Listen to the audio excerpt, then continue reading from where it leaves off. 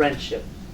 Without that, who are we really leading besides the people that just back us up monetarily? I want voices. I don't want money. My vision goes way beyond anyone can ever imagine because it's all ideals. But ideals is what started everything off. If you ideally believed the world was flat, one day someone told you it was round, it became that. Ideals don't die, people do. Even after me, there will be a vision to be continued. So I'll end with one quote. Thomas Paine once said, "The world is my country. All mankind my brethren, and to do good is my religion." But why? Why have we lost scope to this vision? And with that said, I would like the two vice presidents for candidates for vice presidency to please stand up. So first, since we're gonna do this alphabetically, Abraham will go by first name, right? Abraham, please step to the corner. I was standing. Abraham, tell us a little bit about yourself. Well, my name is Abraham Gonzalez. I am Hispanic or Mexican, and I'm a big-time activist for immigration reform. I've been volunteering for 5 years in an organization for workshops for citizenships. But I have also participated on marches and such for immigration reform. Another thing about me is that's my one goal in life, to get that citizenship. I don't just do it for one race of group. I do it for most people, for everybody that wants to be Americans. Because I don't see just one. Because if you've been living here, you know what it is to be an American. It's not just one certain group. No, it's all of us. So I want, because there's so many people that have good ideas to make this country better, but they can't speak because they have no papers or anything. So that's my one goal in life, to get citizenship for those that actually want to do something great for this nation. Okay, why do you think you'd be a valuable asset of becoming vice president of Yellerson? Than me. Well, that was kind of right on cue. Yeah, well, I feel that I have the potential to be a vice president. I will help the president in events that they need help in. I also have experience with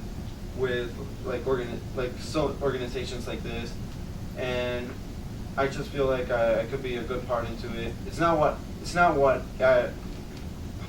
what I could do for them, not for what they could do for me. That's what I always see. That's what. Okay. Is there any prior experience of any type of leadership that you've held?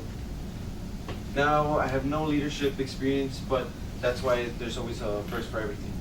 And I feel that this will be my great chance of showing them what true leadership I have. Okay, I'm gonna leave the floor open to any questions towards Abraham. Marco, Vinny.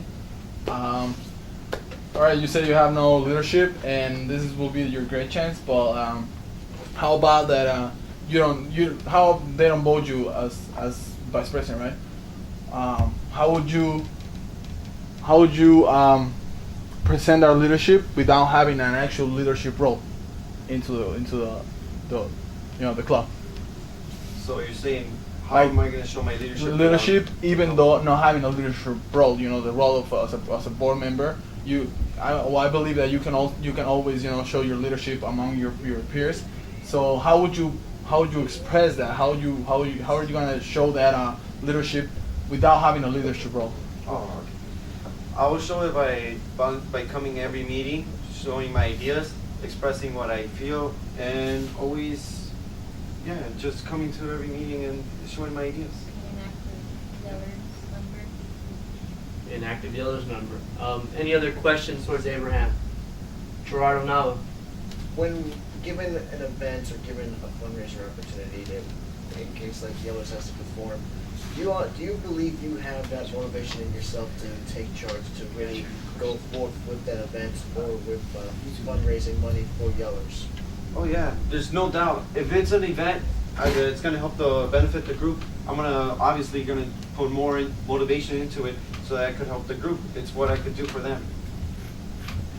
Any other questions towards Abraham? Abraham? Okay. Louis? Louis, do you have a question for Abraham? Have you been to any marches? Yeah, I've been to immigration marches before. How do you feel you work under pressure? Under pressure? Yeah.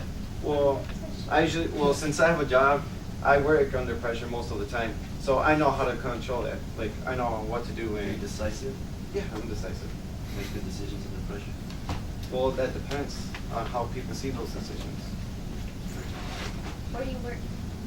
Cheesecake Factory. Alright, I just want to know what kind of pressure you're Off the record. Keep that off the record. If it's the Cheesecake Factory, it's pretty busy. Okay, that's a good point. Any other questions towards Abraham? Yeah, I have another question too. As a vice president, of course, you know that you will serve as the right hand of the president, and whenever the president is not able to, take care of some stuff, you are the one that, come out and cover that position.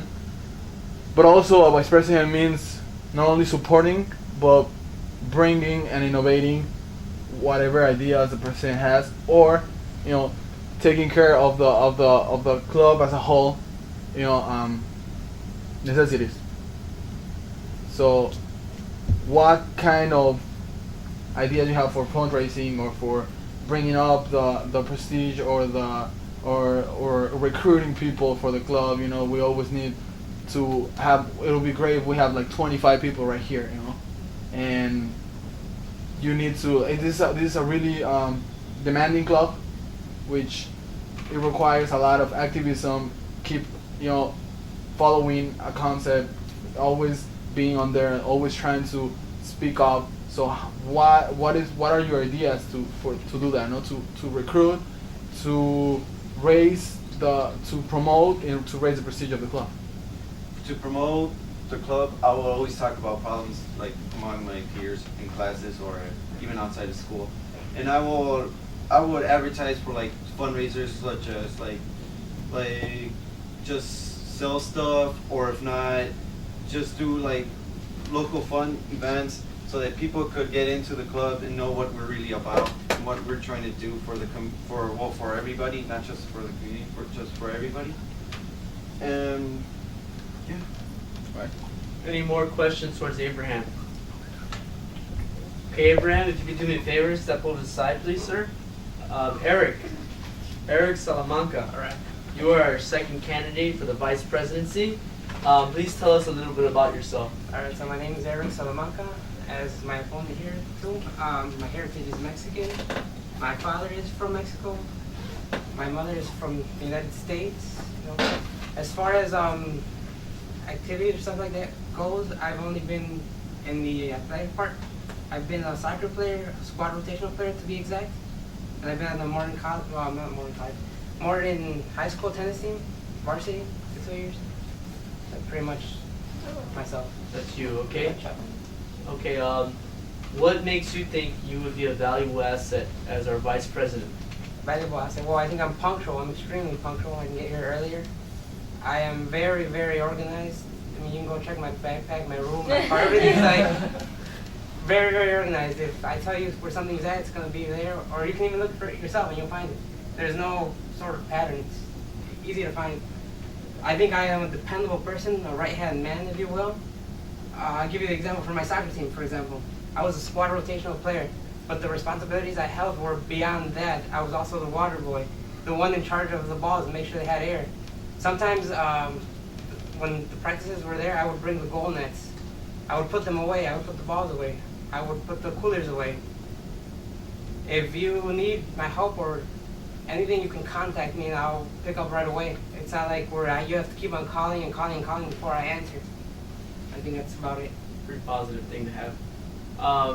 Thank you. Is there any leadership experience that, other than what you named, you'd like to share with the group? As far as leadership experience goes, I don't have any. I think what my opponent said, I will also repeat because it's a good line. I think it's a perfect opportunity to demonstrate that I have some leadership skills, Okay. even though I have no prior experience. Because I think everybody has leadership skills. It just happens that you need the opportunity to demonstrate them. That's great. Okay, I'm going to open the floor up for anyone that wishes to ask Eric any questions. Does anyone wish to ask Eric any questions? Yvonne? Do you have a job or something that would keep you from fulfilling duties as the vice president? At this point, I don't have a job, so I'm open. Then you're not in any like teams or anything? No, not right now. Okay, Mr. Nava, question for Eric. You had the experience, you have the understanding of the environment of being in a sports team now, correlating with sports and clubs. How do you feel you can carry those sports traits to like the traits of being in a club? How do you feel like you can like make that transition from clubs, from sports to clubs? Well, I think the biggest difference ends up being at a club. It's more, it's not athletic, really. I mean, you're still walking, doing stuff, but it's not natural sport. But they have common similarities. You need teamwork. In a team that doesn't have teamwork won't win a game, or they might win it, but it comes down to luck. In a club, you need teamwork. You need to share. You need to talk. You need to know people. You can't judge people. Same thing in the soccer team. You can't judge. You have to meet people and understand them. Same thing as the soccer team. I think the flow of ideas is the same in the soccer team. The coach has an idea, he talks to the players about his game plan, and the players give their responses. You know, I don't think this might work because I'm not able to accomplish that task. Same thing in the club. I think the vice president should talk to each member, gather their strengths and gather their weaknesses. That way he can properly analyze what each person is capable of doing. Okay. All right. I have a question. Well, Marco? it's actually two. What is your ultimate goal and your like? What are you going for in school? You know, so I Why think am that's I going to school? something for yeah. What are you planning to study, and what would you think you will get from Jellers on your future life, like in your professional life, your whatever life? You know, what do you think Jellers will help you to do in your future? Well, I think it really comes down to experience, more leadership experience, more, I guess to say it in short, more ideas, the spreading of ideas, like Tony said. It gets you to think more. I mean, I've been out in the job market before as a laborer. I worked as a painter. I've done other odd jobs, and they're hard. And I think that my ultimate goal, really, in connection with that, is to run for public office. Because I feel like many people at the top don't realize that the laborers, the building block of our society, the daylights, if you will, aren't respected. They're just not. They're treated like dirt. People say, you know, we shouldn't raise the minimum wage because that's enough to live on. It's not, especially when you're a laborer. Why? Because you don't have the luxury to retire at 65. Your body retires at 55. All that stress, all that work. I feel it's something that's not valued, something that's not talked about, something that's not respected, if you will. Those professions aren't respected, and they should be. I think that doesn't apply to just Americans, but also immigrants as a whole.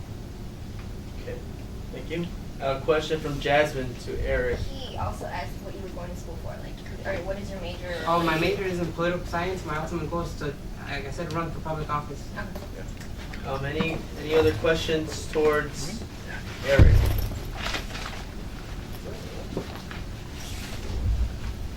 Anyone? No? Okay. So what we can do for gentlemen, if you can do me a favor, we'll put you in the hot seat. You can both of you get into the corner, not too close, not too far. Okay, we're gonna wrap it up. So here's a hot seat question. Since we're a club based on opinions and sharing information, gun control, Second Amendment guarantees us the right to bear arms, and that right should not be infringed. But when it comes to the situations of having an automatic weapon, such as the AR-15, should there be restrictions on certain weaponry? And if the AR-15 should be considered one of those weapons? I will let Abraham take the floor first. What is your opinion? They should be restricted. You don't need so much to shoot someone. You just need one bullet to shoot him. You don't need more than one. That's an Eric. interesting question. I am for banning that type of weapon because they are dangerous. But now I will also say this, that in right now, because of our current political structure, I don't think that's possible, right? So I think we should focus on some issues that are possible in relation to the gun control. For example, me and Alexis are always talking about that issue, and we've come to the conclusion, me and him, that there should be tests done for the guns. You should have a safety test, and if you pass it, then you should be allowed. There should be a test to make sure that you're capable of using that gun. I think the most important factor in this that's never taken into consideration is that you should have a mental evaluation done maybe every 6 months to make sure you're mentally capable of operating the gun and make sure you don't commit some sort of atrocity. Because if you've noticed, many of the mass atrocities that's happened have been because the person shooting is not in the right mental state. Okay. So back to the idea of AR-15s not being allowed, and this whole procedure of getting tested. So what the right of bearing arms is to not be infringed upon. So both of you had stated you would infringe upon those rights in certain circumstances. For instance, if perhaps the military broke down in the United States and we were invaded, would it be an appropriate time to have access to such weaponry? Abraham. Well, in that case, yeah.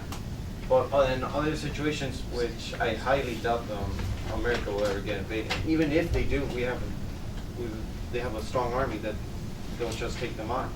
But I honestly don't believe that someone should